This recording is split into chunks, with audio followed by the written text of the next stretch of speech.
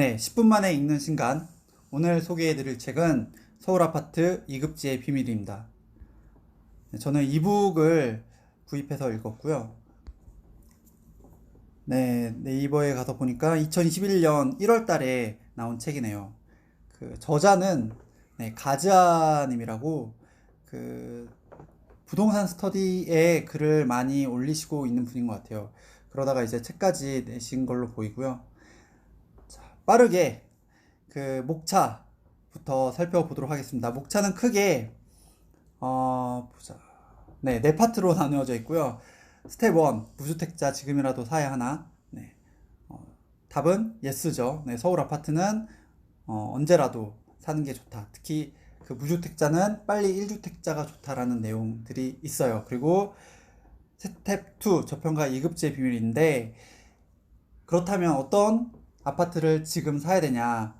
네, 서울의 이급지 아파트를 사야 된다라는 게 저자의 이야기입니다. 그리고 스텝 3은 이제 부동산 투자에 대한 이제 개괄적인 이제 기본적인 컨셉에 대한 이야기가 있고요. 이제 마지막 스텝 4에서는 그 저자가 얘기하는 그 서울 이급지 아파트들의 예시들이 있습니다. 자, 먼저 목차를 위에서부터 살펴보면서 제가 인상 깊게 읽었던 것들, 그리고 기억나는 것들을 소개하도록 할게요. 그 먼저 1. 서울 아파트 계속 오를 것인가 에서는 최근 부동산 대책들이랑 그리고 시장 동향을 이야기하고 있어요. 그래서 6.19 대책, 8.2 대책, 9.13 대책, 12.16 대책, 이런 굵직굵직한 대책들에 대해서 설명이 되어 있고요. 제목이 좀 잘못된 것 같아요. 서울 아파트 계속 오를 것인가에 대한 답은 여기에서 나오지 않고 서울 아파트가 계속 올랐다는 내용이 있죠. 그리고 두 번째로 가면 이번 상승장에서 집값 폭등의 공식이라고 있는데요. 여기서는 이제 집값이 상승하다가 대책이 나오고 소강하고 나서 이제 다시 상승하는 그런 최근 시장 동향을 좀 더 이제 자세하게 이야기를 하고 있고요. 이제 여기서 작가가 얘기를 하죠. 실거주 한 채는 상승장이든 하락장이든 있는 게 좋다. 상승장에서는 이제 인플레이션 해치가 되는 거고, 하락장에서는 이제 갈아타기를 통해서 이제 상위 급지로 올라갈 수 있는 기회가 된다라는 이야기를 합니다. 자, 그리고 3번. 최적의 매수 타이밍은 언제인가? 라고 하면서 이제 작가가 이제 매수 타이밍으로 삼을 수 있는 여러 가지 이제 기준들을 얘기를 해주는데요. 그 중에 이제 두 가지가 기억이 나요. 하나는 주간 상승률이 마이너스에서 플러스로 반전될 때가 매수 타이밍이다. 그래서 매주 목요일 오후에 그 부동산 아파트 주간 상승률이 나오는데, 목요일 저녁에 서울 아파트 상승률이라고 검색을 하면 나온다고 합니다. 그리고 거래량이 증가했을 때, 거래량이 증가한다는 것은 이제 매수 심리가 커졌다고 볼 수 있기 때문이라는 거죠. 그래서 주식이랑 약간 비슷한 것 같아요. 그래서 마이너스에서 플러스로 가격이 반전하고 거래량이 붙었을 때가 이제 매수 타이밍이라고 합니다. 자, 그리고 두 번째로 또 정책의 특정 시점을 통해서 이제 매수 타이밍을 잡을 수 있다는 건데요. 예를 들어서 이제 올해 같은 경우에는 양도세 중과 일시 면제가 2021년 올해 6월에 끝나거든요. 그러니까 그 전에 이제 급매가 나올 가능성이 있으니 이때를 이제 매수 타이밍으로 보라는 거죠. 자, 4번. 서울과 지방의 차이.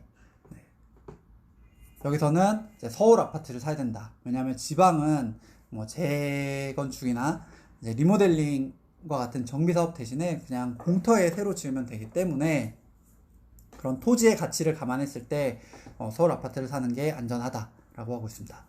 그리고 5번. 완만한 상승 2013년부터 2017년 상반기, 폭등 2017년부터 2020년까지. 여기서도 이제 최근 시장 동향을 설명을 하고 있고요.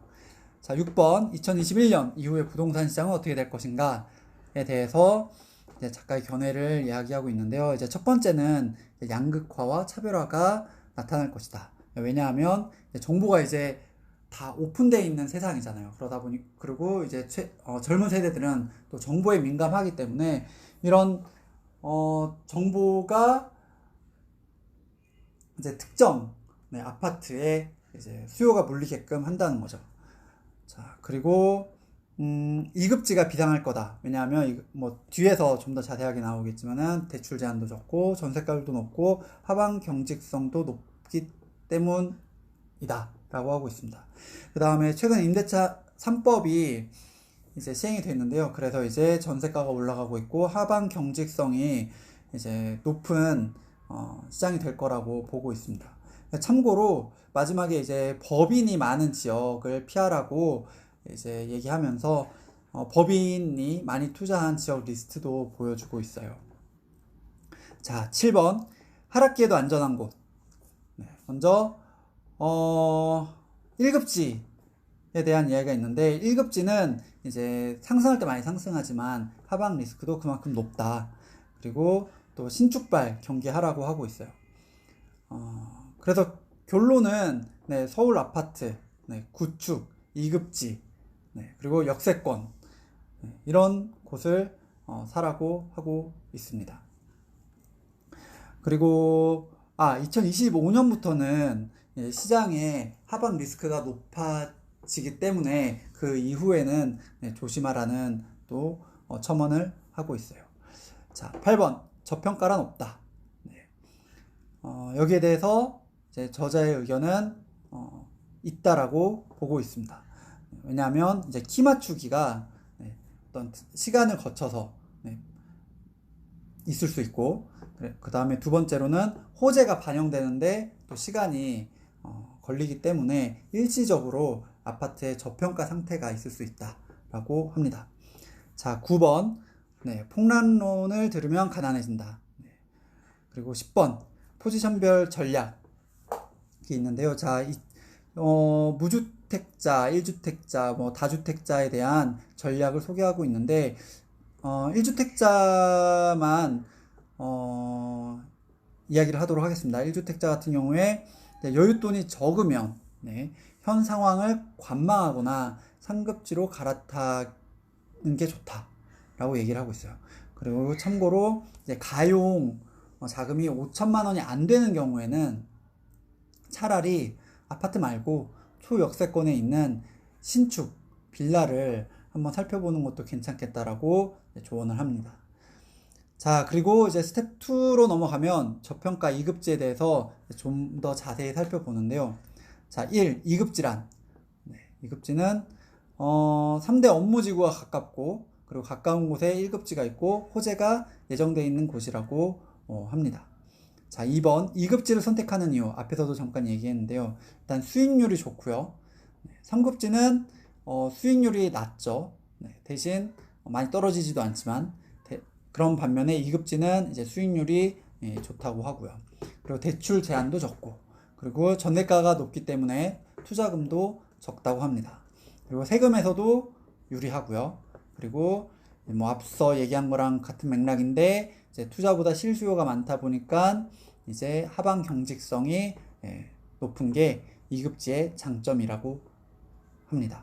자, 3번 지역별 급지를 공개하고 있어요. 그래서 서울시의 구와 동별로 급지를 구분하고 또 경기도 같은 경우에도 이제 2급지를 소개를 합니다. 그래서 과천시, 성남시, 하남시, 광명, 고양, 안양 이런 그 경기도 시들 중에서 어느 지역이 이제 2급지에 해당이 되는지 이제 알려주고 있어요. 4번 어떤 집을 사야 하나 여러 가지 기준들을 이제 얘기를 하고 있는데요. 그 중에서 이제 참고할 만한 게 역세권 같은 경우에 그 뭐 더블, 트리플 이런 수보다는 초역세권에 있는 게 한 개라도 한 개 역세권이라도 이제 가까이 있는 게 더 중요하다라고 얘기를 하고 있고요. 물론 이제 그 호선이 지하철 라인이 이제 어느 정도 비슷한다는 가정하에 그렇다고 봐야겠죠.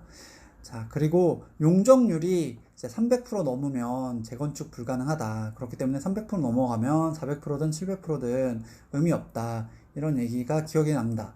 그리고 250% 넘는 아파트가 이제 가장 애매하다. 재건축 사업성은 안 나오고 그렇다고 리모델링 하기에도 아까운 그런 아파트라는 거죠.